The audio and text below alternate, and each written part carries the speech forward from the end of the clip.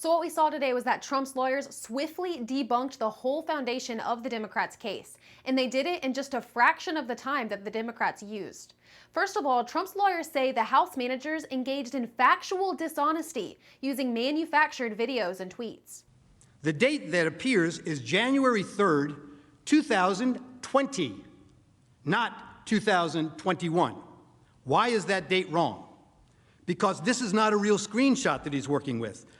Pointing out missing pieces of Trump's speech where he urged the protesters to march to the Capitol peacefully and patriotically, and debunked the Democrats' argument that Trump's tweets during the Capitol chaos egged on the violence.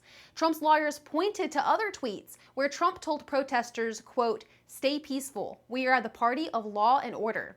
I think the president's lawyers blew the House manager case out of the water. They legally eviscerated them. And they pulled up older clips where the media has distorted the reality of Trump's attitude towards the violence and white supremacy. And you had people, and I'm not talking about the neo-Nazis and the white nationalists, because they should be condemned totally. The lawyers brought this up to prove why media reports cannot be relied on as evidence, something the Democrats rely heavily on in their arguments. Another key point they make is that convicting Trump would be a violation of free speech. To support their argument that Trump's speech falls within the free speech, the lawyers brought up previous Supreme Court rulings. The defense team said criminalizing Trump's speech on January 6th would be an affront to the American people. It is constitutional cancel culture. Trump's lawyers characterized this trial as a witch hunt where hatred is at the heart. The defense team also pointing to what they call hypocrisy by the Democratic Party.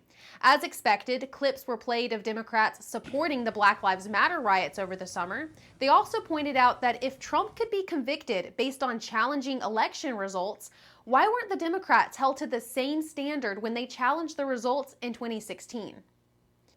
The lawyers warned that Trump's conviction would lead to dangerous future presidents.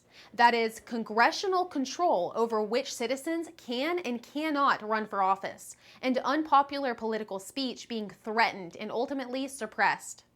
The next step in this trial, senators will need to vote on the conviction, and that's expected to happen in the coming days since no witnesses have been called to testify.